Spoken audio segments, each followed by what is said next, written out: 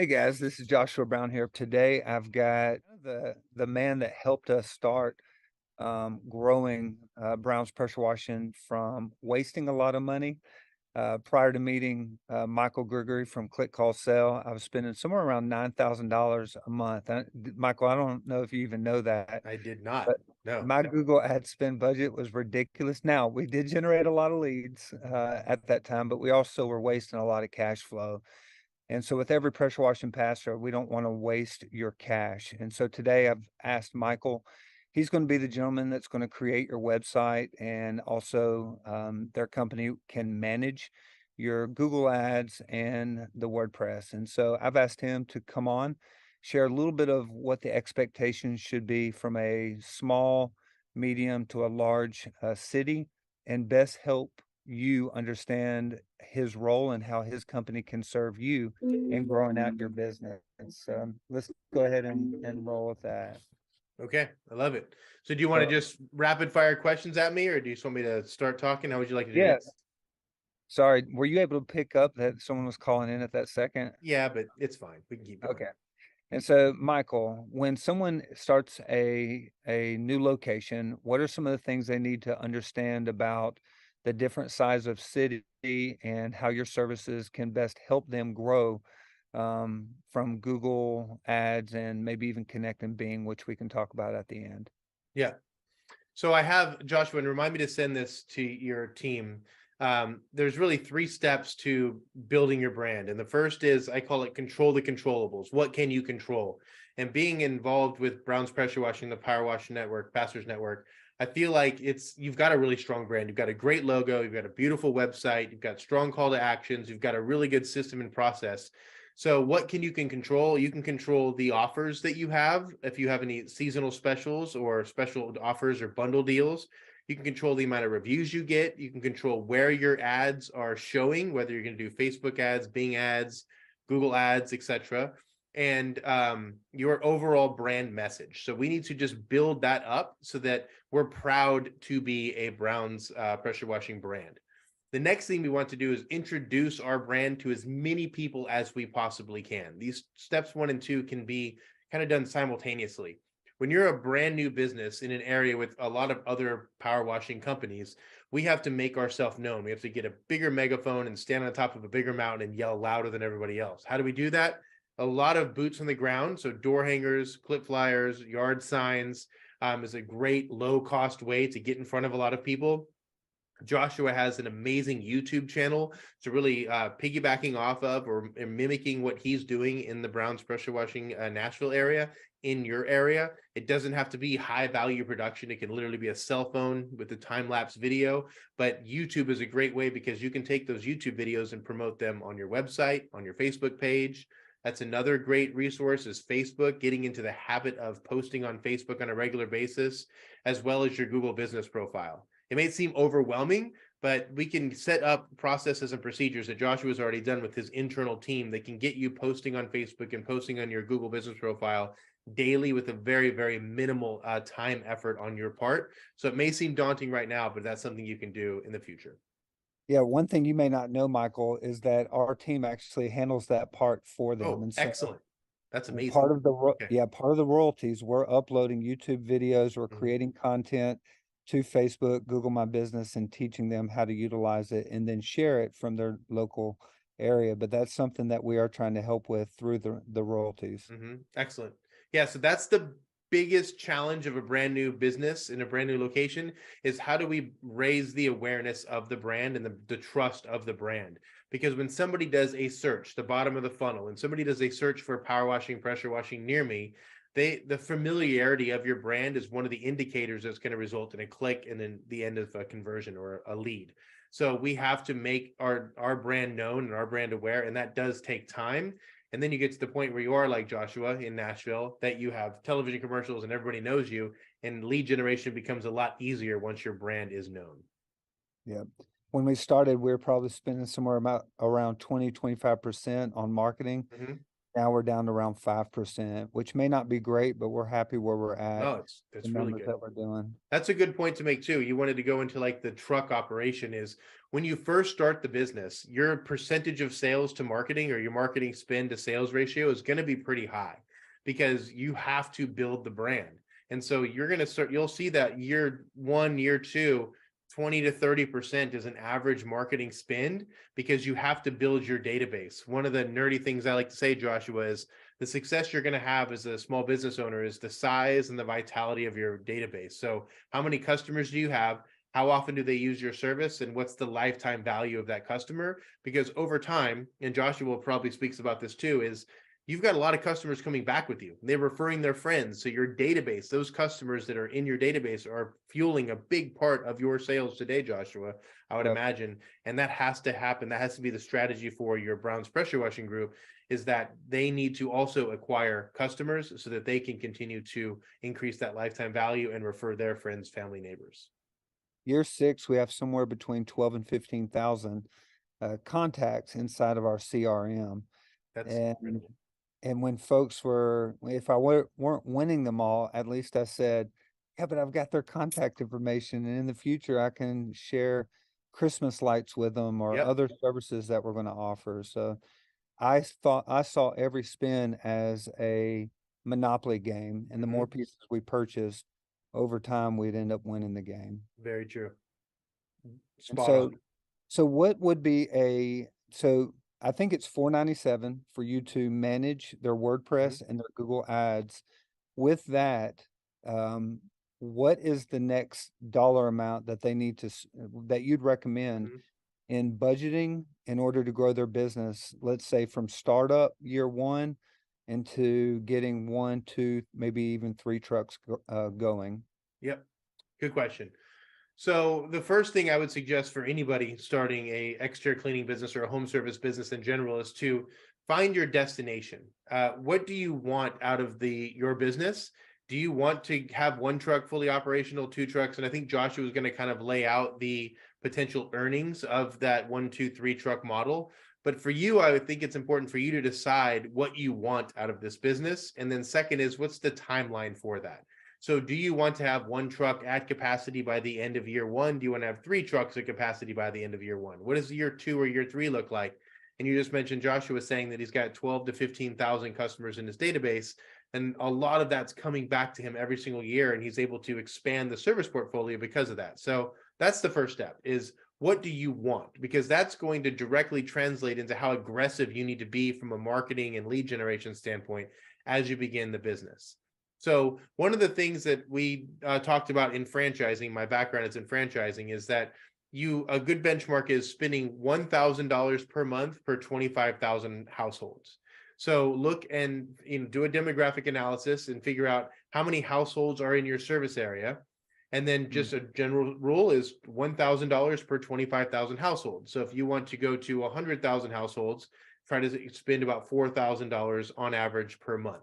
Now, you're not going to spend $4,000 per month in Wisconsin in January, but you might spend $6,000 in April in Wisconsin. So that's something that I'm willing to continue to help all the Power Washing Pastors Network to understand more about the frequency and the strategy of marketing. But a general rule of thumb is $1,000 per $25,000 per month as a spend. When someone hears $6,000 a month and the most money they've ever seen in a month might be, $4,000 or $5,000, how do you how do you calm the heart down or the mind down in spending Mhm. that kind of money? What would be the counsel that you would give when someone says $6,000? How I don't have $6,000. What is the Mhm. wisdom of that, the framework that needs to change in order to understand how to grow Mhm. your business? That's a really good question. And I should have been more detailed on that. So thank you, Joshua. That's good. Marketing is an investment. It's one of the only expenses you have in your business that I expect to spend money and get more money out than I put in. Yep. When I spend $1,000 on Google Ads, I expect to generate a certain amount of leads that will turn into a certain amount of customers that will generate more revenue than I spent for that $1,000. Yep. As an example, this year we're averaging right around $50 across the entire country for a pressure washing lead. If you have a 50% closing percentage, you're going to spend $100 to acquire a customer. So you can know what metrics you're going to be tracking to make sure that the money you're spending is good money or if it's bad money. And so that's what we want to start doing, is tracking every single dollar that we spend in marketing, knowing how many leads we're getting, looking at our sales process to make sure we're turning those leads into jobs, and then making sure that our average ticket is the point where we can have a positive ROI. If we're looking at a 25% marketing spend in our first year, as Joshua mentioned earlier, that means for every $1 I spend, $4 needs to come back. And so if I were to spend $6,000, I would expect $24,000 in revenue to come back to my business. So your margins, your profit, your first year and your second year, Joshua can speak to this as well, will not be nearly what they are today, because that percentage of 25% in your first year versus 5% in your 6th year is all profit to the bottom line. But you've got to build the database, which is why it's important to focus on the destination. Where are you trying to go?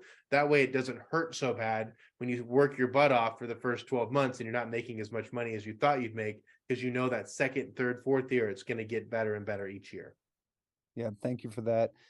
Two little caveats or inserts I want to put here is that the money that I save in marketing today, I basically use to replace myself in day-to-day operations. Mm-hmm. And so the reason I'm at home today, and able to spend a little time with the family is because the marketing, I save so much now that we're able to retarget and reach out.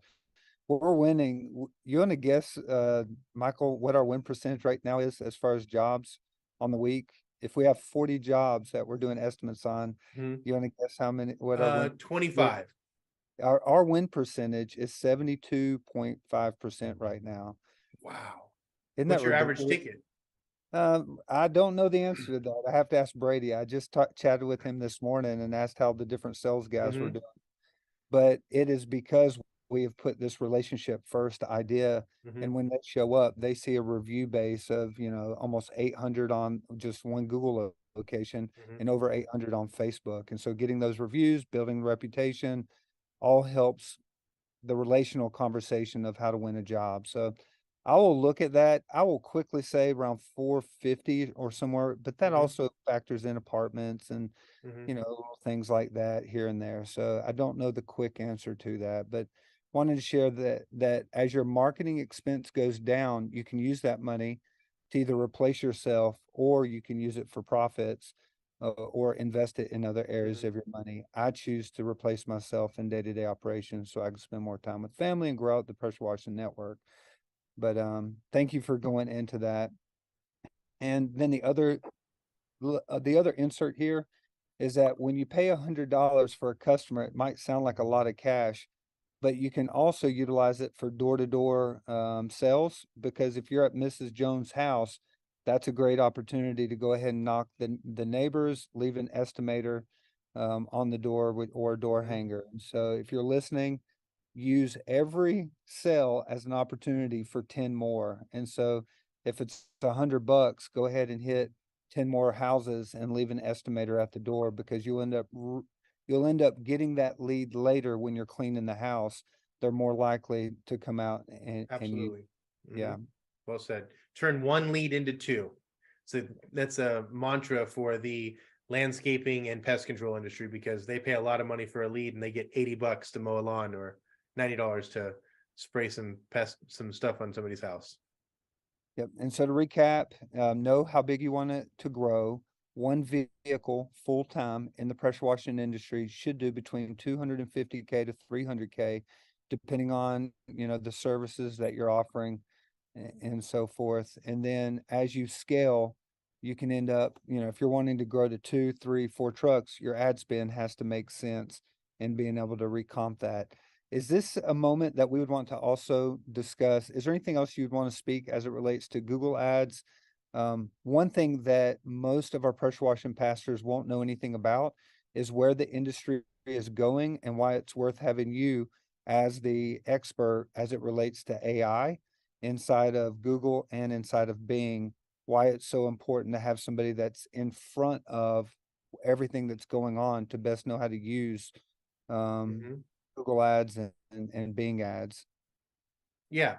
So, I mean, an agency in general is going to have a lot of data to understand exactly what works and what doesn't work.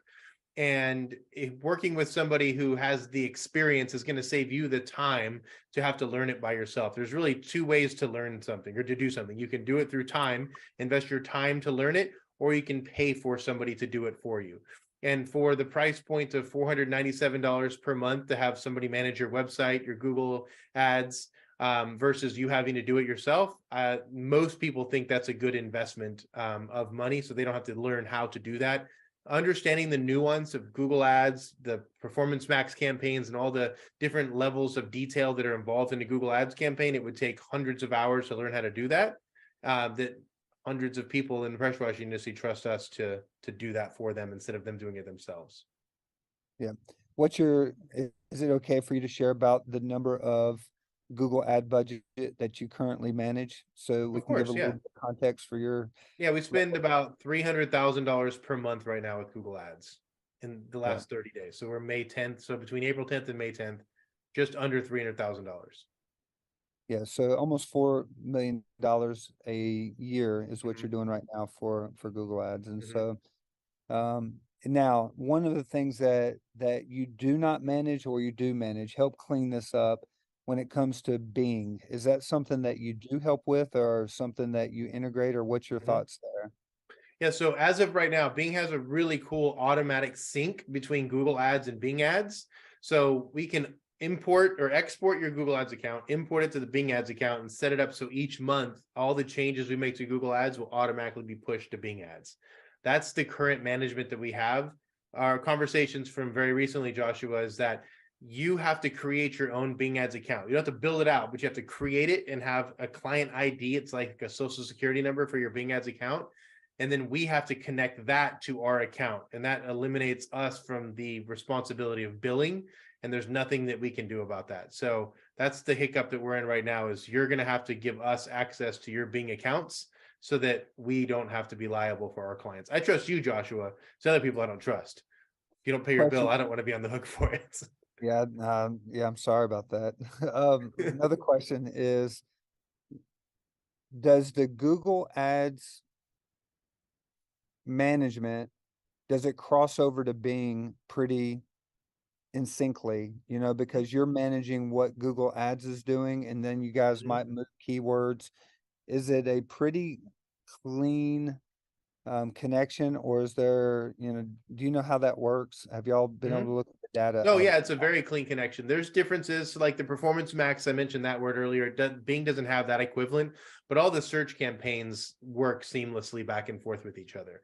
One thing about Bing that's very important to note is even today, May 10th, 2023, it's only getting about 10 to 15% of the market share that Google gets. So if you're spending $1,000 a month in Google, you're only going to spend, I'd say, between $100 and $200 in Bing. So it doesn't have the footprint that Google has. I do think it's worth getting it set up and connected, because if the Bing does start to pull market share away from Google, there will be more opportunity to spend on Bing. And Google Ads is a great resource because it's literally people looking for your service. And the last thing to say about Bing is they are constantly updating and trying to get catch up to Google. So the tools and the resources they have or they're putting into their engine is worth setting up as well. Yeah. That's all the questions I had for you today. Michael, I'm sure as my pressure washing pastors are watching this video, they may end up asking other questions. And so as of today, we'll rock with this. But I do ask that maybe in the future we can end up connecting and asking some more questions that may have been asked as a result of Mhm. them watching this interview. I think a monthly call with your network would be a really good idea, just to get together once a month and just have some ongoing training from a digital marketing standpoint. Yeah, with that being said, I would invite all of my pressure washing pastors to visit the Wednesday marketing. I think that's free. That's currently Mhm. already being offered that everyone can learn from. And so to find out more, make sure you chat with Michael Gregory and his team. But thank you for your time today. Thank you, Joshua. Take care.